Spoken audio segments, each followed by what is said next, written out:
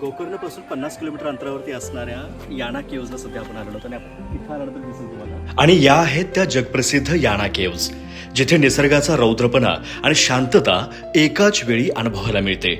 आज आपण आलेलो आहोत कर्नाटकच्या उत्तर कन्नड जिल्ह्यातील पश्चिम घाटाच्या कुशीत वसलेल्या या रहस्यमय ठिकाणी.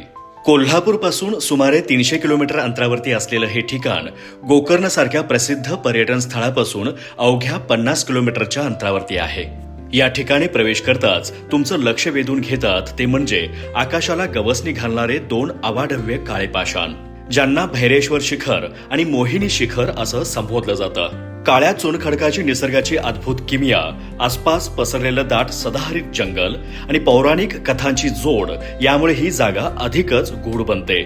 जर तुम्हाला ट्रेकिंगची आवड असेल आणि तुम्हाला घनदाट जंगलातील शांतता आणि निसर्गाची गूढता एकाच वेळी अनुभवायची असेल तर याना केव्ज तुमच्या ट्रॅव्हल बकेट लिस्टमध्ये असायलाच हवं. लहान मुले आणि वृद्ध व्यक्तीही हा ट्रेक सहज करू शकतील असा एक 10 ते 15 मिनिटांचा आणि दुसरा 30 ते 35 मिनिटांचा ट्रेक आहे, जो जंगलातून जाणारा आणि अत्यंत निसर्गरम्य आहे. लेण्यांच्या आतमध्ये स्वयंभू शिवलिंग भैरवेश्वर असल्याने आत जाताना चपला बाहेर काढाव्या लागतात. ऑक्टोबर ते फेब्रुवारी हा काळ या ठिकाणी फिरण्यासाठी उत्तम असून पावसाळ्यात इथला निसर्ग खूपच सुंदर असतो, पण पायऱ्या निसरड्या होतात. सो फ्रेंड्स, अधिक माहितीसाठी माझ्या द ट्रॅव्हलर सरदार या युट्यूब चॅनेलला आवर्जून भेट द्या आणि व्हिडिओला कमेंटही नक्की करा. धन्यवाद.